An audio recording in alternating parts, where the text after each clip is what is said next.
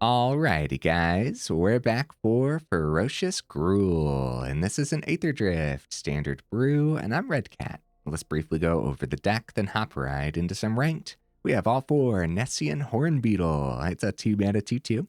At the beginning of combat on your turn, if you control another creature with power 4 or greater, put a +1/+1 counter on this creature. Awesome stuff. Should pair nicely with Bloated Contaminator. All four of them in here. 3 mana, 4/4, trample, toxic 1. Okay. Whenever this creature deals combat damage to a player, proliferate. Awesome. We kind of have a +1/+1 counter theme going on in here, so that should be excellent. We have a couple Innkeeper's talent fitting that +1/+1 counter theme. Level 2 really comes in handy, and you never know. Level 3 might come in handy too. Not going to take the time to go over this right now, though. We have 4 District Mascots. It's a 1 green mana 0/0, but it enters with a +1/+1 counter. You can pay 1 and a green, remove 2 +1/+1 counters from this creature, destroy target artifact. Okay. Now, whenever this creature attacks while saddled, you put a +1/+1 counter on it, and saddling it up is only 1. Okay. Yeah, interested to see how much this little guy is going to do today. Got some early ramp with all 4 Llanowar Elves, of course, and we have some early ramp with Ruby Daring Tracker making the cut as a 3/2. And when this attacks while you control a creature with power 4 or greater, it gets +2/+2 until end of turn, which is kind of no joke. Oh, protection spell of choice is going to be Snakeskin Veil, since we have that whole +1/+1 counter theme. Snakeskin Veil should be terrific in here. Also fitting the ferocious theme, we have this Tyrox, a Saurid Tyrant. Yeah, something like that. It's a 2 mana 4/1 legendary creature. Just having the 4 power should be interesting enough, but you know, there's only one of them in here for a very good reason. Yeah. Hopefully we see this one of today too, because I'm very interested to see how often it just gets popped or how often it actually just really comes in handy. Okay, how about some card draw? We got a couple Outcaster Trailblazer. Nice. Also acting as a bit of ramp when you plot it up especially. We have Garruk's Uprising in here too. More card draw, ways to give our creatures trample. Sounds awesome. Our top end, we got 4 Cactusfolk Sureshot. It's a 4 mana rock and Gruul colors up there. It's a 4/4, reach, ward 2. Okay. Now, at the beginning of combat on your turn, other creatures you control with power 4 or greater gain trample and haste until end of turn. Beautiful stuff. Got a couple Anzrag, the Quake-Moles. We wouldn't mind this getting haste from that Cactusfolk Sureshot. So 4 mana 8/4. Whenever Anzrag becomes blocked, untap each creature you control. After this phase, there is an additional combat phase. Cool. Then for 3 double red, double green, Anzrag must be blocked each combat this turn if able. Now, 7 mana is pretty steep for this deck list in particular, but I don't think it'll be completely unheard of. On the actual top end of the build, we have a couple Dragonhawk Fate's Tempest. Nice. Fits the ferocious theme. Not going to take the time to read it right now. We also have an Agonasaur Rex too. We could potentially do some rearranging for the cycling cost. Also, not going to take the time to go over it. The mana base guys, we're opting for the Verge, the Copperline Gorge, so early land, and also 3 commercial districts because I do think it's going to be relatively greedy, especially in that early game.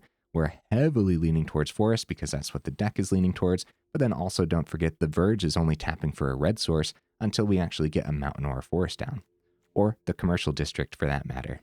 Some honorable mentions. I thought about Paw Patch Recruit over the District Mascot, but I don't know, man. I just wanted to play with the doggy again, you know? So Paw Patch Recruit could be excellent. Another thing, too, is if you want to work with the whole +1/+1 counter themes with Paw Patch Recruit, then one of your creatures actually needs to be the target of a spell or an ability an opponent controls. Meanwhile, District Mascot just comes in with that +1/+1 counter, so it should be interesting to try out. Also thought about Murex for the mana base, especially since the Phyrexian Mites, of course, have Toxic. But again, we're not really trying to do the whole poison thing. Okay, guys, I do my dandies to save the more in-depth discussion for the end of the video, so look forward to that. In the meantime, let's go ahead, take this into some ranked, see how we do.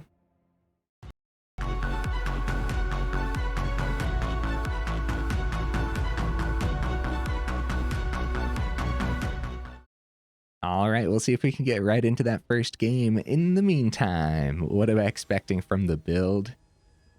I don't know. Okay, this is one of those builds where we're just, instead of going for removal and stuff, we're really just trying to trample over whatever the heck the opponent has going on over there, right? So it could be pretty good.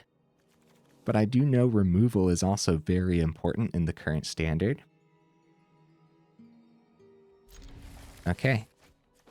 This would be a pretty weird mulligan, I would say. Of course, we're going to want to see mana off the top, but maybe our creatures will get a chance to stick around.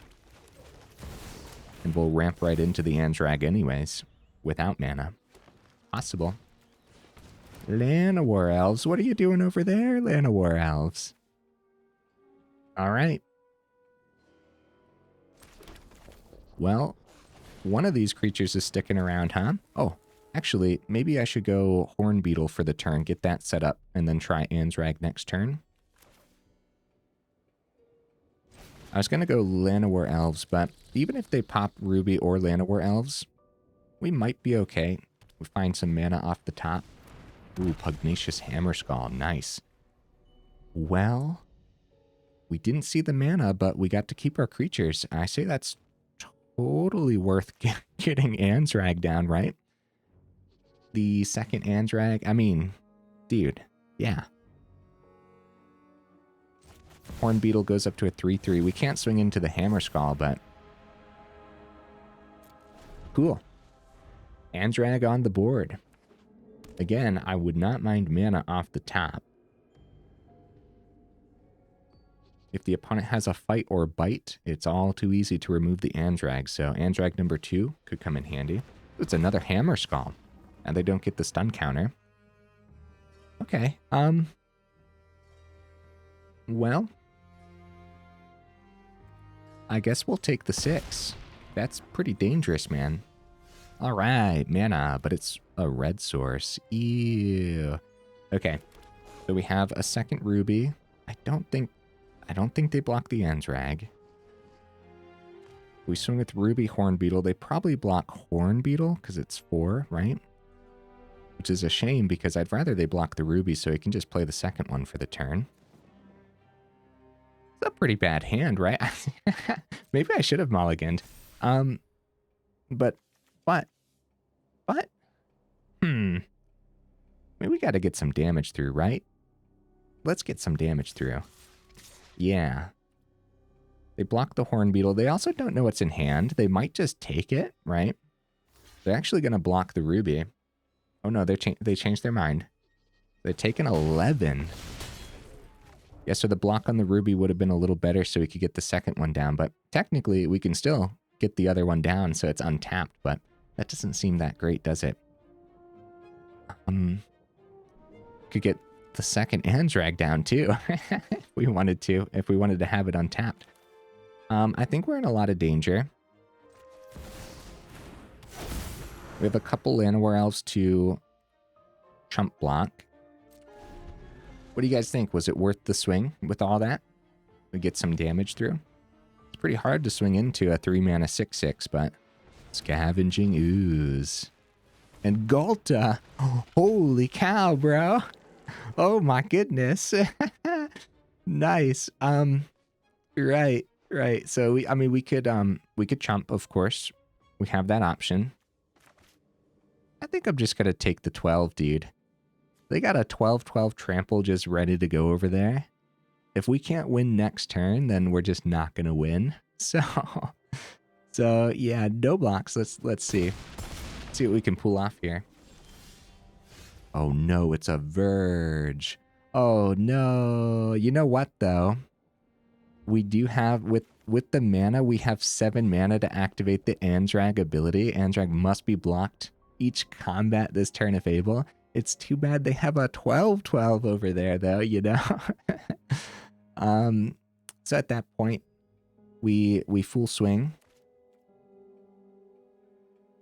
Yep, we full swing. And they're at 9, so they're going to have to block the Anzrag with something. They're going to take out the Ruby.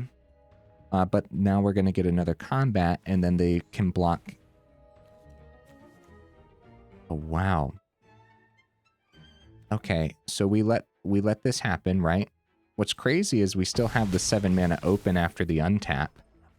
That's pretty crazy to think about. Or we had it, I should say. Now they block Ghalta into Anzrag. We untap everything. Man, that's cool.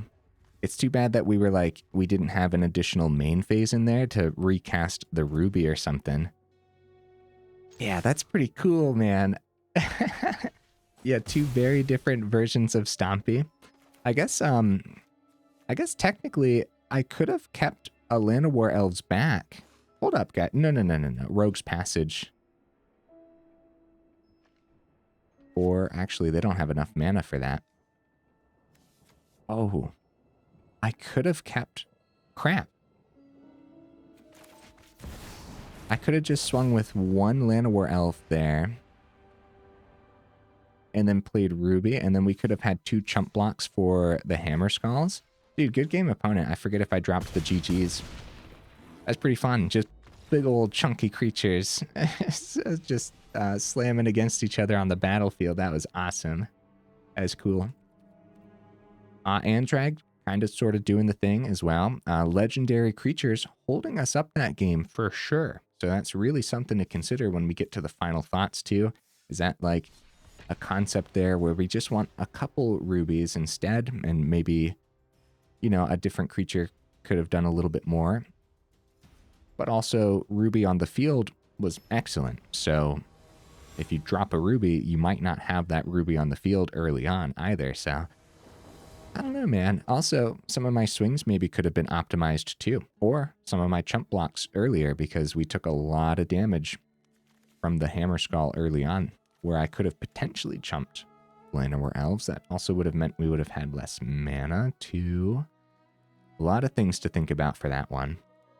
We go first. Dude, look at this hand. Heck yeah, man. See if Llanowar Elves sticks around. Ooh, nice.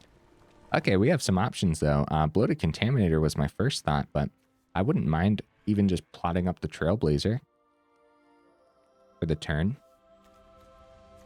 But if we miss, yeah, I'm gonna go greed here, man.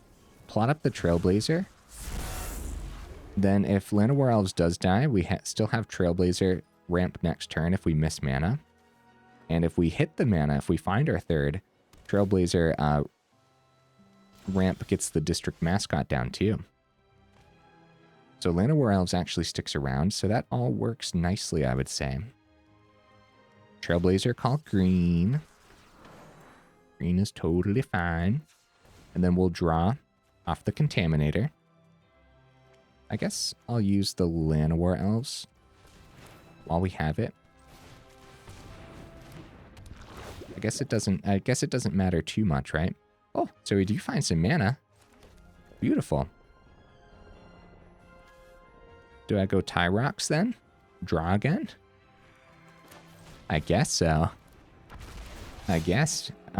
Nice. That was a heck of a turn 3. That's a deadly looking board state. Okay, Hornbeetle. And mana. And Uprising could be good. Start with the draw on Uprising. Give our creatures, all of our creatures, trample in case they have a flash creature for 2 mana, right? And I don't know. I don't know if we want to play around a board wipe here. They're 1 turn away from the board wipe. Like, I'd love to get a creature down. If we were playing Hornbeetle, we'd want to do it before combat, so it got the extra counter and the proliferate. I say let's not play around the board wipe. Let's just go for it. Hornbeetle before combat too. And then extra counter, and then we swing. Looks like they got some removal for Trailblazer. Oh. They don't want us to have any more card draw on the Trailblazer. And then we proliferate onto the Hornbeetle. This is cool, man. 4th mana. Let's see it. Oh, Beza. That's pretty good, but luckily we have a lot of trample. However, it's a 4/5, so I mean that's still some beastly stats. I don't think Contaminator's getting through for the proliferate this turn. It's a lot of mana. Next turn could be the Sunfall. And the life gain on the Beza is pretty brutal too, right? Everything about that's pretty brutal. I think I'm going to plot up the Trailblazer, play around the I think I'm going to play around the Sunfall. Yeah, that's totally fine. Okay. Okay. Let's swing with the Hornbeetle. Since it's a 5/5 trample. If they double block, it's not terrible. Because then maybe they miss the Sunfall, and then maybe we'll actually be able to do more next turn. So they just take the 5. That is terrific for us, man. And then let's go ahead and just plot up. And yeah, we're playing around the board wipe, so we're not dumping the rest of the creatures onto the board. Even though they replace themselves, it's much better get Trailblazer down. Like, let's say they wipe the board, which I don't think they will now that they didn't block with Beza and everything. But let's say they do. We'd had Trailblazer restock on Uprising, then Bloated Contaminator. Oh, temporary lockdown is pretty darn brutal, man. Oh no. 3 of our creatures. And then the Contaminator just chilling, not being able to do much against the 4/5 Beza. Oh man. That's rough, huh? So technically, if I would have played Contaminator Trailblazer last turn... Yeah, no, I think it was still worth playing around the Sunfall. What do you guys think? All right, let's start with Trailblazer. We can call green quite successfully, I'd say. It's more mana. Okay. Can get the forest down. Contaminator. Draw 2. Which is really good, man. Okay, Hornbeetle. Oh, Dragonhawk. Now we're talking. Okay. Yeah, Contaminator's not getting through. Mascot's just like kind of chilling. I'm still convinced that I have to play around the board wipe, guys. I hope that's okay. Yeah, this time our board doesn't get picked up by temporary lockdown, but it could still be a Sunfall or something. They drop Jace. I'll take note of all your failures. Okay, District Mascot. Okay, I'm not mad about any of this. I definitely like seeing the top end here. Oh, Agonasaur Rex is really good. So if we had a way to give haste to our creatures on the board right now, like our Cactusfolk, then Dragonhawk would be so good. I think just having the Agonasaur cycle is a little bit better.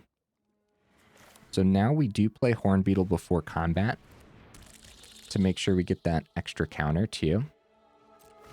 Because we're going for the full swing at the opponent's face. They still have 2 mana open, so Ride's End could easily be one of our creatures down. Then they block with the Beza with another creature, which they probably want to target Contaminator. But Trailblazer's restocking our hand so well too.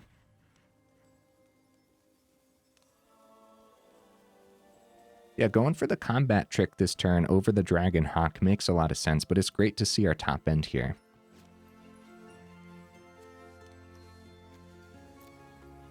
Okay. The opponent has 4 cards remaining, 2 mana open. It's definitely held up on something here, for sure. And wherever they block with the Beza, we give give the +2 counters.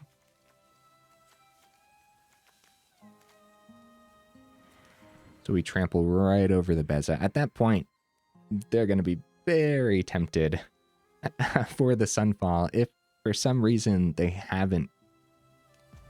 Well, you know, I doubt they even have the Sunfall, because I feel like they already would have been very tempted, regardless of whether or not they had the Beza available on the board, right? Okay, timeout's being used. Let's go ahead and pause the recording until the opponent shows up. Okay, the opponent never arrived, so I guess I just click next. Okay, well... I will take the victory gladly, right? So actually, with the Agonasaur Rex available in hand, that turn was looking excellent for us. The realistic thing is we just don't know what that 2 mana open was. And also with the block too. So something noteworty here is Trample Indestructible doesn't get around the exile on something like a Ride's End, which is very important, right? If it was Trample Indestructible and Hexproof, I mean, holy cow, Agonasaur Rex is already pretty decent, right? I think there's a reason it doesn't say Hexproof as well on there. All right, let's keep the ball rolling. Cool stuff. We're definitely doing like the big stompy thing, which is really fun, like Gruul Beatdown style.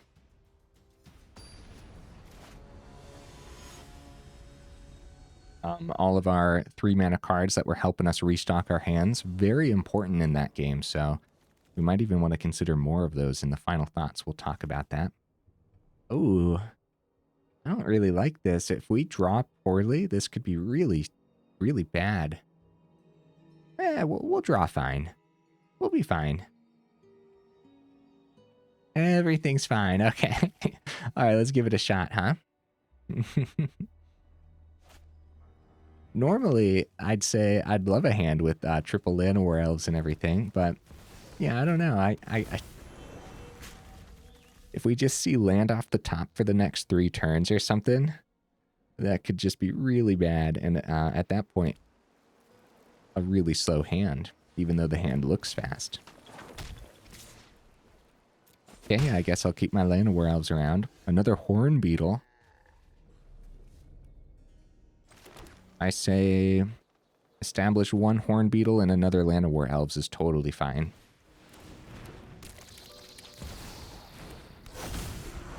All right, now all we need is one of our ferocious creatures. Or whatever we want to call them, right? Creatures with power 4 or greater. I don't think they're called ferocious creatures actually. But yeah.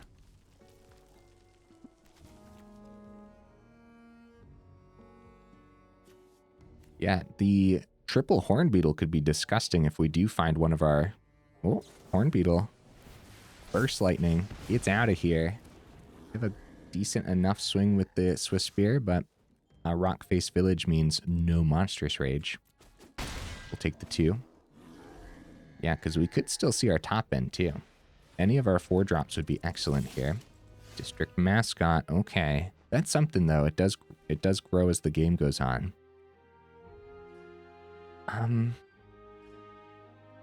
Okay.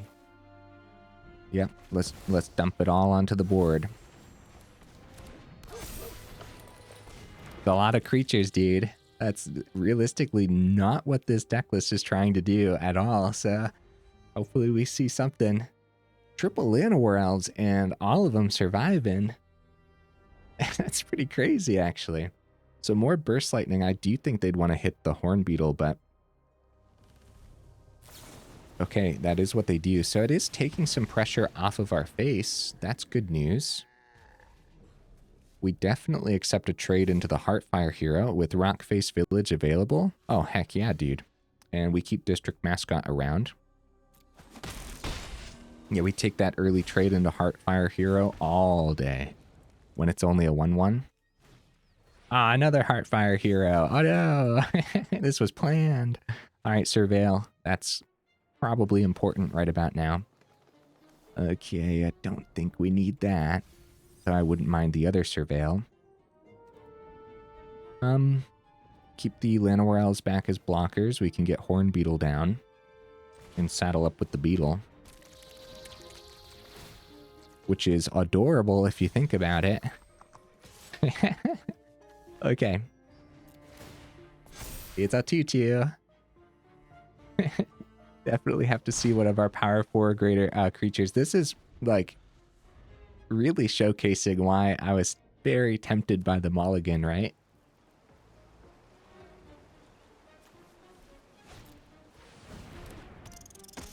Yeah, because even if the Hornbeetles got to stick around, they would have just been tutus for a while. Okay, Manifold Mouse. Uh-oh. Uh-oh, guys. They only got 1 card remaining in hand, though, so...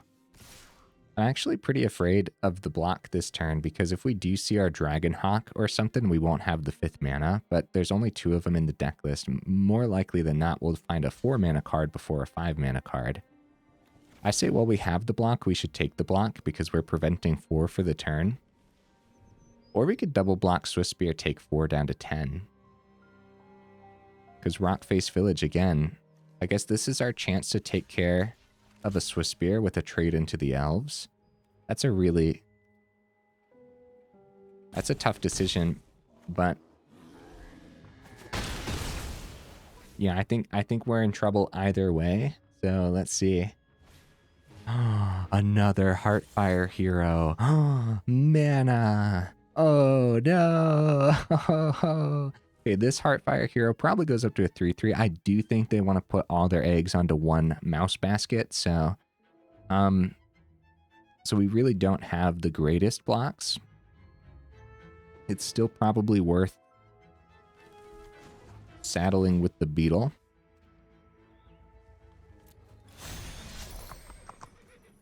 Because it's looking like a chump for the Llanowar Elves. I hope they miss off the top, but they have Rockface Village if they do miss. Okay, Mascot going up to a 3/3. Isn't terrible, but... Okay, we can successfully play the forest without any worries. Yeah, Rockface Village can boost one Heartfire hero. Then Manifold Mouse can boost the other.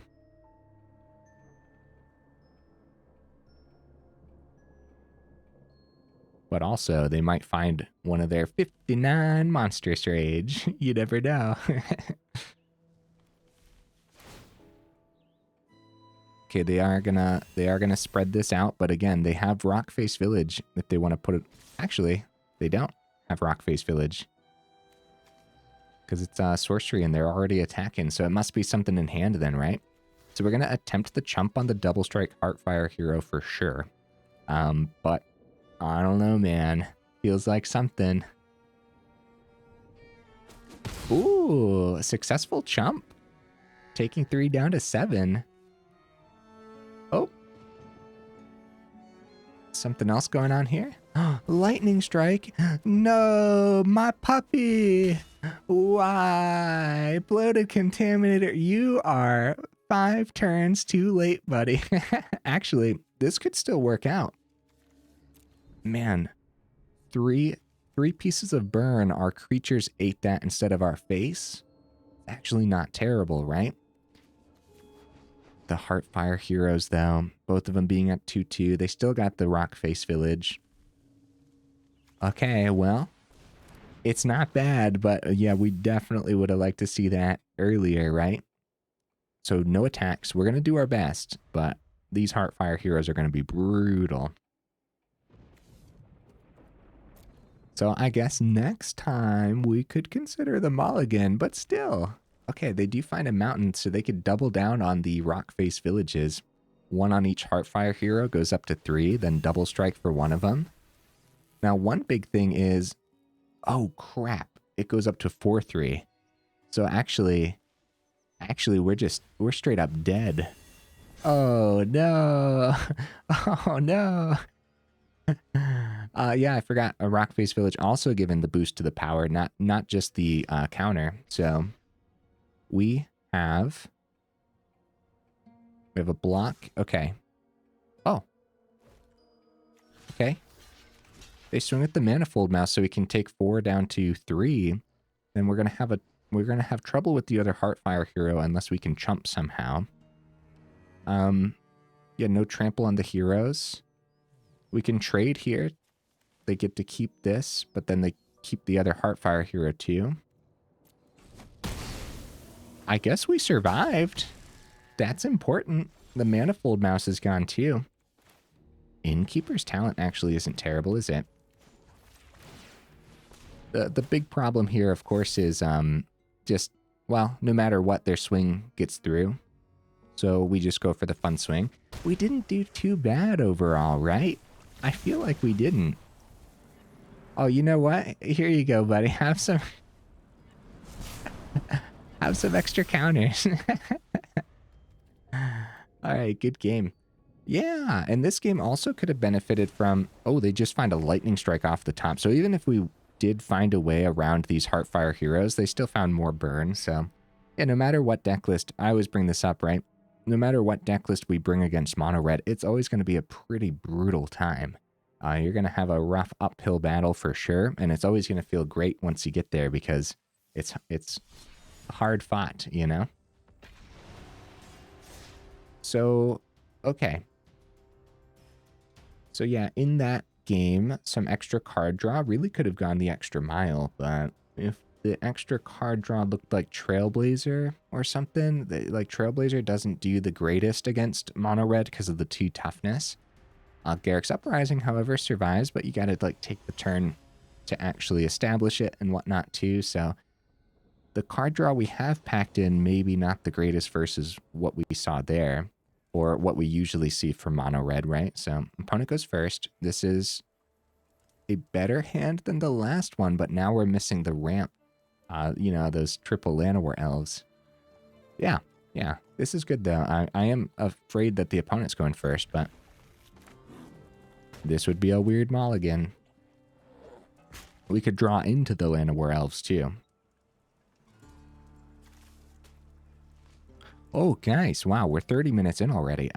Hey, while I have you here towards the middle-ish, end-ish of the video, make sure you check out that description where we do have that Discord link, as well as that Patreon link too, if you're interested in joining either of those up or supporting the channel that way. And then also, guys, for the YouTube side of things, if you like the video, make sure you actually drop it a like. And if you enjoy the channel, then consider subscribing as well, because it really does help out the channel. So thank you guys. Ruby's a really good draw. Really good. Don't mind that at all. All right, I think I'm gonna saddle up the District Mascot. Makes the most sense here. Actually, that's pretty much the only thing we can do. Doesn't look like a cut down. It's not a cut down. That's beautiful. Might have ramp into the Cactusfolk off the Ruby. Oh, Liliana. I don't want to lose the mascot, but I don't want to lose the Ruby. But we don't need the ramp into the Sureshot either. So I'll keep mascot around. Yeah. Yeah, that's fine. That's fine. Okay. Establishing Contaminator would be great, but also Trailblazer would be decent too.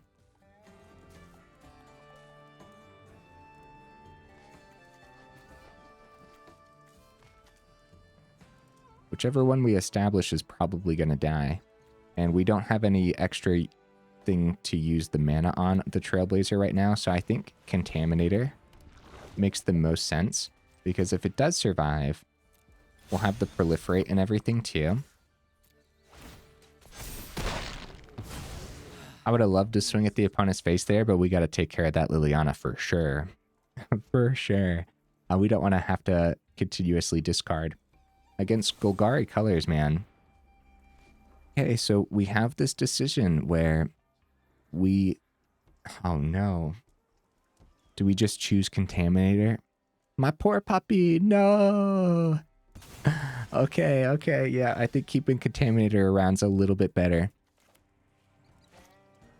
More mana is not great. We do have the 4 for the Sureshot. We'll have haste on the Trailblazer if Sureshot survives. It does have ward too, but 2 pieces of sacrifice removal from the opponent's brutal. I guess at that point... Okay, let's start with the swing. We do get the 4 through. Proliferate the poison.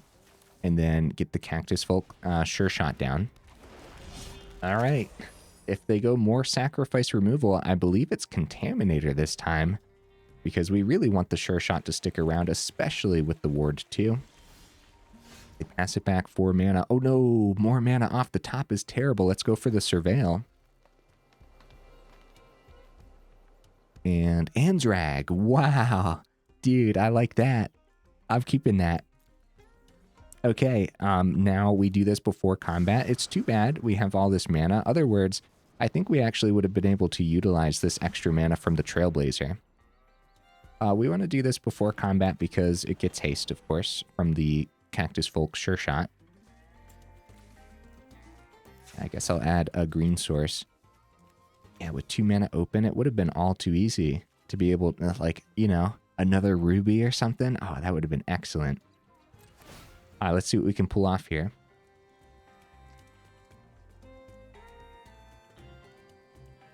could be 2 pieces of spot removal from the opponent. It might just be Fountain Port Fishy. Oh, but we have Trample. They take it down to 1.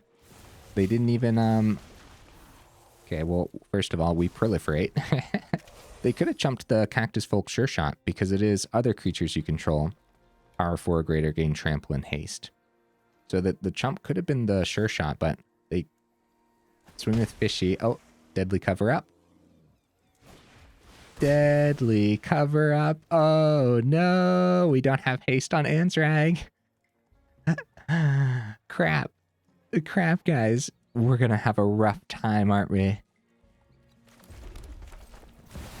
There was another Golgari match in like the last couple weeks or so. Or the last month, maybe. I'm not 100% certain when it was. But there's another Golgari match where we got them down to 1 and they pulled it back and it was so brutal. And I got a bad feeling, bro. Okay, Ashiok. Okay. That's not terrible for us. That's not terrible at all. More mana's really bad, though. Wow. I don't know what this 1 mana could be, but we're gonna just untap. Swing.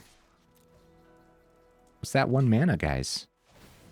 What's that 1 mana? Is it 2 damage to the Anzrag? Somehow? No, it's not. Anzrag pulling us there. Dude, awesome. Holy cow. Oh my goodness. That easily could have been theirs. Oh my goodness. For real, it could have easily been theirs. We flooded a little bit, right? Top 14 cards. 1, 2, 3, 4, 5, 6, 7, 8. And didn't we surveil a land to the grave? I guess not. That was another game and I'm getting confused. Yeah, I don't know. I'd call that a bit of a flood, right? It definitely felt like a flood. Guys, we're 37 minutes in. We should end on a high note. An awesome victory with Anzrag, and I have a lot to say about this as well. It definitely did the thing that I wanted it to do, which was not worry about removal. And just, you're going stompy. You're going big things. You're trying to trample over whatever the opponent's doing anyways. That was cool. I think we actually got to showcase that this time around in this specific stompy build where we're not worried about removal and stuff, right? And when I say that, I'm talking about our removal. We just don't have any. We're just going big things and swinging at the opponent's face. But of course, we are worried about the opponent's removal for sure. That's why 3 Snakeskin Veils and everything, ward on the Cactusfolk Sureshot. There's no way Ward 2 doesn't come in handy, right? Like, there's no way. Ward 2 is really good.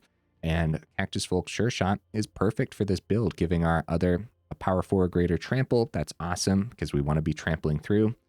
But then also the haste is pretty essential. Haste is very essential usually, right? I really like the +1/+1 counter theme, District Mascot, Hornbeetle, Innkeeper's Talent, Agonasaur Rex, and Bloated Contaminator proliferating onto all that, onto all those creatures that are getting all those extra +1/+1 counters, right? Snakeskin Veil also fitting that +1/+1 counter theme. And then the Ferocious theme where we care about having power 4 or greater creatures, Dragonhawk, Cactusfolk, Outcaster Trailblazer, Ruby, Daring Tracker, right? And then, man, District Mascot today. Did this do the thing or didn't it? Did it do the thing or didn't it? I don't know, but it's a little puppy. It's just a little guy. I'm keeping District Mascot in here, darn it. But we could probably trade this out for something. It's a rare too, so that's pretty tricky. You know what? We could go more proliferate and have a Cacophony Scamp, right? Now, putting extra +1/+1 counters onto Cacophony Scamp is pretty good too. And when it finally does get through, you can sacrifice it, get that proliferate ability, proliferate onto Hornbeetle and everything. Actually seems pretty decent. I don't know. I don't know. Like, I would have loved to see District Mascot do a little bit more today, but the opponents had us in a lot of sticky situations overall. And in that last game, I'm pretty sure my poor little puppy was the sacrifice over the Contaminator, even though the mascot could have continued to grow, right? Because we sacrificed it at a 3-3. We could have easily still continued to grow it past the 4-4 that Contaminator was. We kept the Contaminator, wow, it's really hard for me to say today, Contaminator around because it was a 4-4 trample with that bottom ability too. Meanwhile, if the opponent had artifacts, maybe we were up against a synthesizer build or something, then, dude, I would have never sacrificed District Mascot. But against a synthesizer build, they probably wouldn't have given us options to sacrifice anyways. We don't see a lot of Dimir synthesizer, for example, but I guess you never know, right? But what I'm getting to, of course, is that middle ability is really going to come in handy against the right deck list. Remove 2 +1/+1 counters from this destroyed target artifact is kind of no joke. It's too bad it doesn't say artifact or enchantment, but at that point, wow, there would be a little bit too much on this card, right? And I think we'd probably see it pop up more.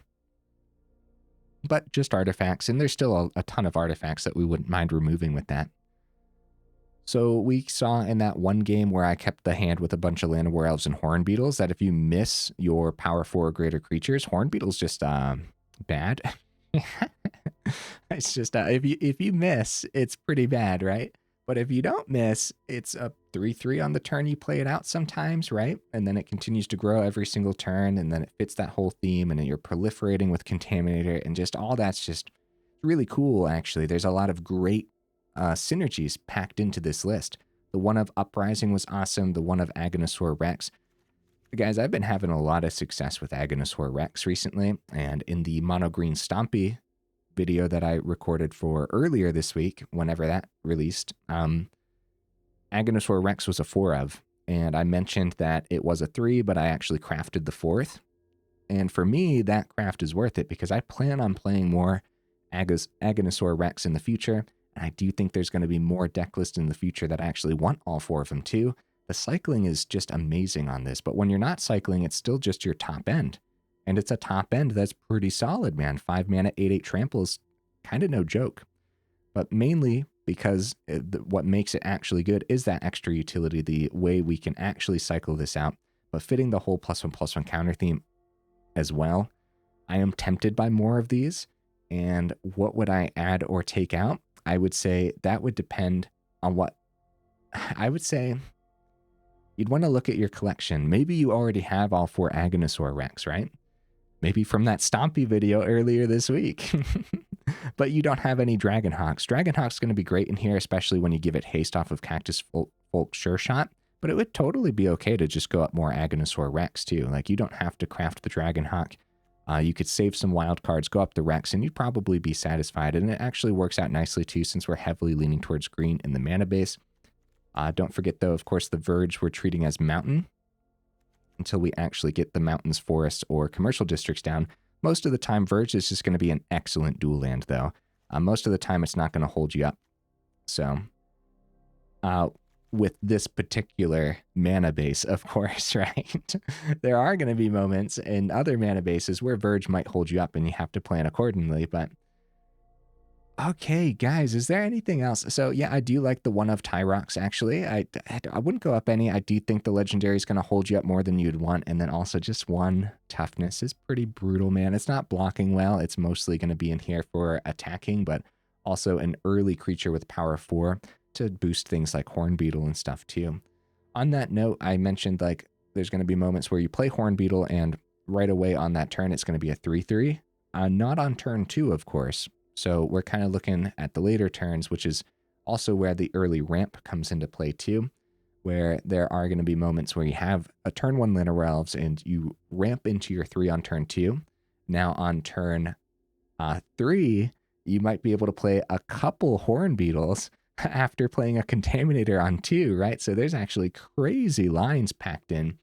Both Hornbeetles would get the +1/+1 counters going up to 3/3s, swing with the Contaminator, proliferate. Now they're 4/4s. Could you imagine? Okay, that's asking for a lot. All right. We gotta clear that up real quick. That is asking for a lot, but that is 3 4/4s on turn 3, and that is technically in the deck list. So it's not going to look like that very often, but yeah, I think the early ramp is pretty essential. There's going to actually be a lot of moments too where you just want that early mana open for cards like Snakeskin Veil, or even if you're missing an incredible line of play like that, there's still going to be great moments where you want to play an Innkeeper's Talent and a District Mascot on the same turn. So yeah, guys, if you were really, really concerned about removing the opponent's things, I think Innkeeper's Talent might be the card to drop to go up the removal. That's also another rare too, so... oh, guys, by the way, I should have mentioned this right away, but I'd put this on the do not craft list, even though it was pretty fun today. I actually think there's going to be some upgrades for when the next set comes out.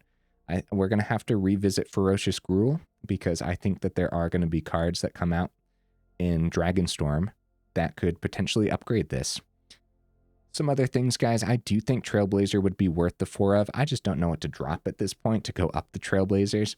And again, there's still going to be sticky situations against deck lists like Mono Red, where Trailblazer just doesn't do anything, man, except get trampled over or immediately hit with a Burst Lightning. So that is actually a pretty tough decision, but I do think overall it would probably be worth the 4 of, depending on what you're seeing in the meta, of course. What I'm seeing... a bunch of mice and pixies for that matter, but honestly the variety's been pretty decent overall in Standard, so I can't complain too much. What about you guys? What are you seeing right now in the current Standard? What are you looking forward to most in the upcoming Dragonstorm set? Do you guys think it's going to shake up the meta at all? I saw some cards that could work well in Esper Pixie and whatnot. I'm not looking forward to that any upgrades to that deck list for sure, dude. Because I'm already seeing too much Esper Pixie. All right, guys, enough rambling. If you made it this far into the video, for real, y'all are champions. I super duper appreciate you.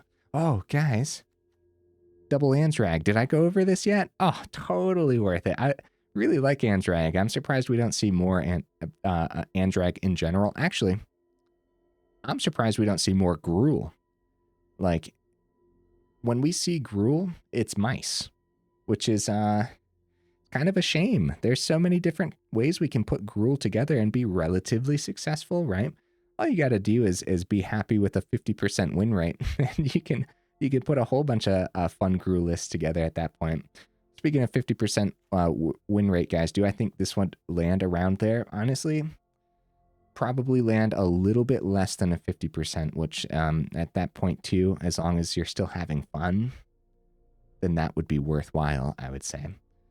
That's not saying craft the deck list. That's saying if you already have all the cards and you're looking for a deck list to put together that's fun, yeah.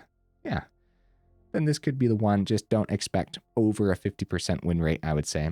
Or I could be terribly wrong. More testing required. It might actually be pretty decent.